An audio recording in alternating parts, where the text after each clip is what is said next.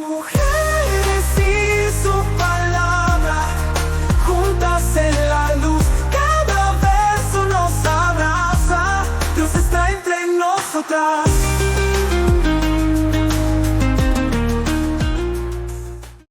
Bendiciones, mujeres y su palabra. Qué gusto estar con ustedes en un tiempo más de lectura bíblica.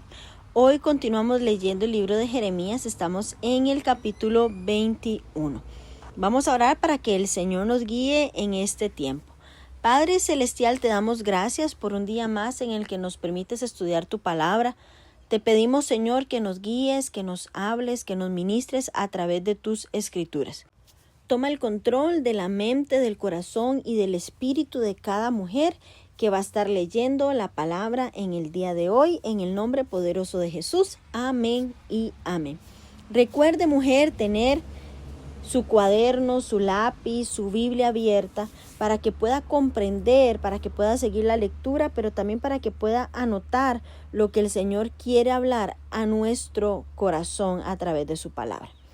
Hoy estudiaremos el capítulo 22 del libro de Jeremías, y este capítulo 22 vemos cómo Jeremías es enviado por Dios al palacio del rey de Judá para confrontar a los gobernadores sobre su injusticia y advertirles del juicio venidero. Este mensaje lo que hace es subrayar la importancia de la justicia, la obediencia y las consecuencias de la desobediencia. Dice la palabra de Dios: profecías contra los reyes de Judá. Así dijo Jehová: desciende a la casa del rey de Judá y habla allí esta palabra, y di: oye palabra de Jehová. Oh rey de Judá, que estás sentado sobre el trono de David, tú y tus siervos y tu pueblo que entran por esas puertas, así ha dicho Jehová: haced juicio y justicia, y librad al oprimido de mano del opresor, y no engañéis ni robéis al extranjero, ni al huérfano, ni a la viuda, ni derraméis sangre inocente en este lugar. Porque si efectivamente obedeciereis esta palabra, los reyes que en lugar de David se sientan sobre su trono, entrarán montados en carros, en caballos, por las puertas de esta casa, ellos y sus criados y su pueblo. Mas si no oyereis estas palabras, por mí mismo he jurado, dice Jehová, que esta casa será desierta. Porque así ha dicho Jehová acerca de la casa del rey de Judá: como Galaad eres tú para mí, y como la cima del Líbano. Sin embargo, te convertiré en soledad y como ciudad deshabitadas. Prepararé contra ti destruidores, cada uno con sus armas, y cortarán sus cedros escogidos y los echarán en fuego. Y muchas gentes pasarán junto a esta ciudad y darán cada uno a su compañero. ¿Por qué hizo así Jehová contra esta ciudad? Y se les responderá: porque dejaron el pacto de Jehová su Dios, y adoraron dioses ajenos y les sirvieron. No lloréis al muerto, ni de él os condoláis. Llorad amargamente porque él se va, porque no volverá jamás ni verá la tierra donde nació. Porque así ha dicho Jehová acerca de Salum, hijo de Josías, rey de Judá, el cual reinó en lugar de Josías su padre, y que salió de este lugar, no volverá más aquí, sino que morirá en el lugar a donde lo llevaron cautivo, y no verá más esta tierra. Ay del que edifica su casa sin justicia y sus alas sin equidad, sirviéndose de su prójimo de balde y no dándole el salario de su trabajo, que dice: edificaré para mí casa espaciosa y salas airosas, y le abre ventanas y la cubre de cedro y la pinta de bermellón. Reinarás porque te rodeas de cedro. ¿No comió y bebió tu padre e hizo juicio y justicia, y entonces le fue bien? Él juzgó la causa del afligido y del menesteroso, y entonces estuvo bien. ¿No es esto conocerme a mí?, dice Jehová. Mas tus ojos y tu corazón no son sino para tu avaricia, y para derramar sangre inocente, y para opresión, y para hacer agravio. Por tanto, así ha dicho Jehová acerca de Josim, hijo de Josías, rey de Judá: no lo llamarán diciendo: ay, hermano mío, ay, hermana, ni lo lamentarán diciendo: ay, Señor, ay, su grandeza. En sepultura de asnos será enterrado, arrastrándole y echándole fuera de las puertas de Jerusalén. Sube al Líbano y clama en Basán, da su voz y grita hacia todas partes, porque todos tus enamorados son destruidos. Te he hablado en tus prosperidades, mas dijiste, no iré. Este fue tu camino desde tu juventud y nunca oíste mi voz. A todos tus pastores pastoreará el viento y tus enamorados irán en cautiverio. Entonces te avergonzarás y te confundirás a causa de tu maldad. Habitaste en el Líbano, hiciste tu nido en los cedros. ¿Cómo gemirás cuando te vinieren dolores, dolor de mujer que está de parto? Vivo yo, dice Jehová, que si Conías, hijo de Joacim, rey de Judá, fuera anillo en mi mano derecha, aún de allí te arrancaría, te entregaré en mano de los que buscan tu vida y en mano de aquellos cuyas vistas temes, sí, en mano de Nabucodonosor, rey de Babilonia, y en mano de los caldeos te haré llevar cautivo a ti y a tu madre, que te dio a luz a tierra ajena, que no naciste, y allá moriréis, y a la tierra a la cual ellos con toda el alma anhelan volver, allá no volverán.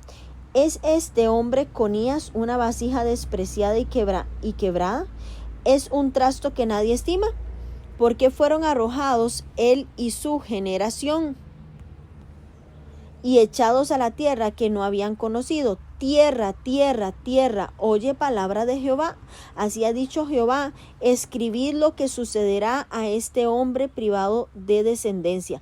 Hombre a quien nada prosperó al hombre a quien nada próspero sucederá en todos los días de su vida, porque ninguno de su descendencia logrará sentarse sobre el trono de David, ni reinar sobre Judá. Amén. Este capítulo 22, mujeres, es un capítulo que consiste en una serie de profecías contra la realeza de Judá.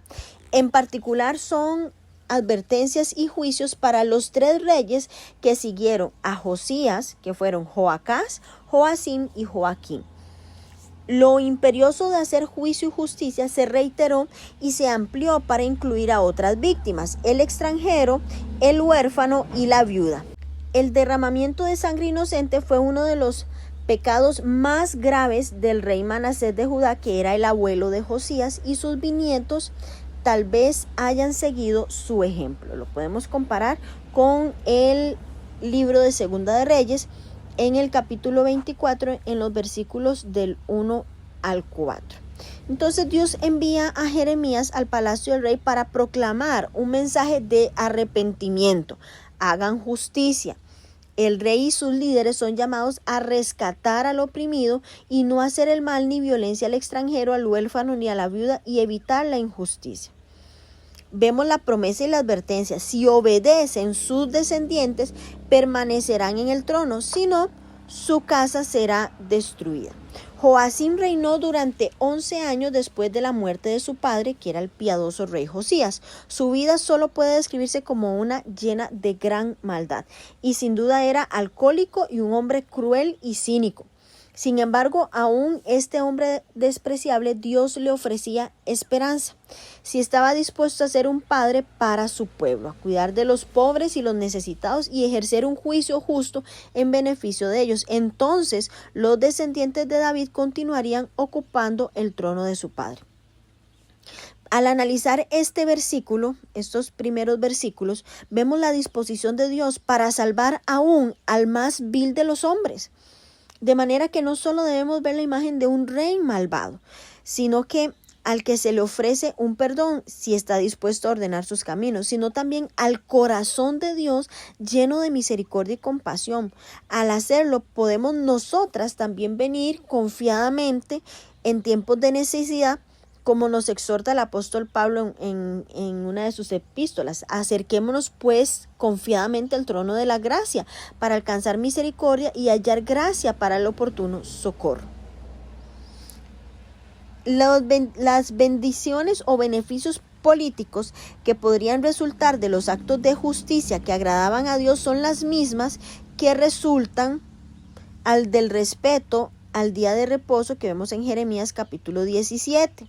Versículos del 24 al 27, vemos que Galaad y el Líbano eran conocidos por sus bosques frondosos, y el Líbano mujeres era especialmente famoso por sus cedros, y hay un marcado contraste entre su exuberante vegetación y la soledad resultante de los estragos destruidos.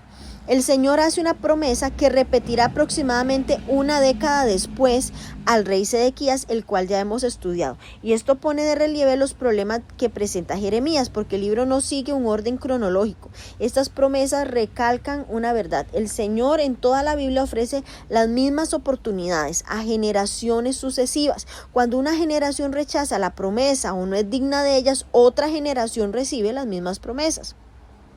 Y yo creo que hemos observado aún en casos de familias, si quizás el padre desecha un llamado, entonces ese mismo llamado se ofrece a uno de sus hijos. Y podemos ver esto en los hijos de Israel que salieron de Egipto. Se rebelaron en Cades Barnea, pero sus descendientes entraron a la tierra prometida al mando de Josué. Y ahí es donde que podemos recibir las promesas que Dios nos hace para que las generaciones futuras puedan construir sobre nuestro mismo ministerio. Lamentablemente, como ya hemos visto, esto era ciertamente lo que iba a ocurrir. La casa del rey, como si también toda la ciudad fuera destruida a causa de la negativa de los gobernantes a oír la palabra de Dios. Esta casa, como lo declara la Biblia, era una de aquellas, en aquellos días, algo magnífico. El rey había embellecido grandemente y en lugar de cuidar el templo vivo del Señor, que era su propio corazón, su vida con los frutos de justicia, desgraciadamente el rey solo un ejemplo de los incontables millones que consumen sus energías en sus moradas terrenales, en lugar de pensar que las buenas obras permitirían que los ángeles construyan para ellos una morada celestial eterna. La razón de la destrucción, y es que, el Señor, mujeres, compara a Jerusalén, la sede del gobierno, con la belleza de las praderas y los bosques de Galaad y el Líbano. Sin embargo, a causa de la iniquidad de la casa del rey, Dios convertirá todas las ciudades de Judá en escombros. Él prepara a los babilonios como destructores para cumplir este propósito, y ellos destruirán con fuego los hermosos bosques de cedros, y entonces muchas naciones verán las ruinas de Jerusalén, y cuando pregunten, se les dirá que la ciudad que alguna vez fue hermosa fue destruida porque Israel había abandonado al único y verdadero Dios y en su lugar había adorado a ídolos, la obra de sus manos. La razón de esta destrucción, y aparece una vez más en términos deuteronómicos, como idolatría y abandono del pacto. El Señor se refiere ahora, a partir del versículo 10, a los juicios sobre Salum y Joacás, que era el rey de Judá, hijo de Josías. En Segunda de Crónicas, capítulo 36, versículo del 1 al 4, se nos dice que este rey era el hijo al que el pueblo hizo rey cuando el faraón Necao, rey de Egipto, mató a su padre en el lugar Megido. Ahí lo mató. Sin embargo, el rey de Egipto lo llevó a Egipto e hizo rey a su hermano Eliakim en su lugar. El nombre de Eliakim cambió a Joacim. Eso usted lo puede estudiar en el libro de Segunda de Crónicas, capítulo 36. Una profecía contra Joacás, Salum, la muerte del rey Josías, no debía ser motivo de lamentaciones, más bien su hijo, quien estaba exiliado y sin posibilidad de retorno, era digno de lástima. En otras palabras, estar muerto sería mejor que estar exiliado. Joacás reinó solo 3 meses antes del que el faraón Necao lo deportara a Egipto, donde finalmente murió. La profecía contra Joacim es la más extensa de este capítulo. Joacim reinó 11 años. A diferencia de su padre Josías, gobernó sin justicia ni rectitud según las normas por las que Dios evalúa a un rey. El orgullo y la presunción, que también fueron mencionados en el capítulo 21, son pecados que se entrelazan su fracaso como rey al construir su casa sin justicia y su sala sin equidad, y a oprimir a su prójimo al no pagarle su salario. Entonces, como un tirano, Joacim había usado el trabajo forzoso y no remunerado para construir y remodelar su palacio. Joacim buscaba su propio esplendor real, representado en las vigas de cedro y los paneles de su palacio, que evocaban la fuerza y la magnificencia de la época de Salomón en Primera de Reyes, capítulo 7, versículo de 2 al 11. Joacim había construido para sí mismo un palacio majestuoso y no solo había puesto todos sus esfuerzos en una casa terrenal, sino que durante la construcción había estafado a los trabajadores con sus salarios. Este rey, como vemos cada vez que es mencionado en la Biblia, fue un hombre que añadió pecado sobre pecado. No obstante, no respetaba ni conocía a Dios, es decir, no tenía una verdadera relación con Dios como Josías. Conocer a Dios, mujeres, implica practicar la justicia y la rectitud, ya que estas cualidades lo caracterizan y son su deleite. El rey Josías se preocupaba por los pobres y los necesitados. Conocer a Dios como el Padre, como nuestro Padre.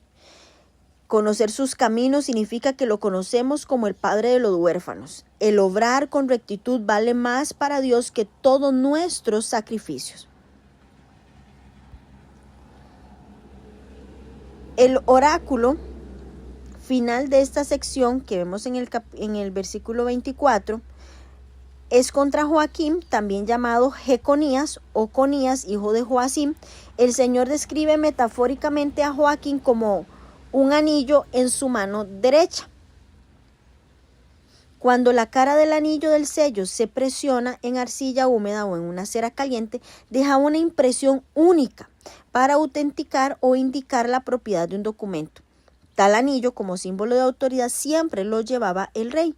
El Señor dijo que arrancaría a Conías de su mano, es decir, el Señor ya no gobernaría Israel a través de este rey.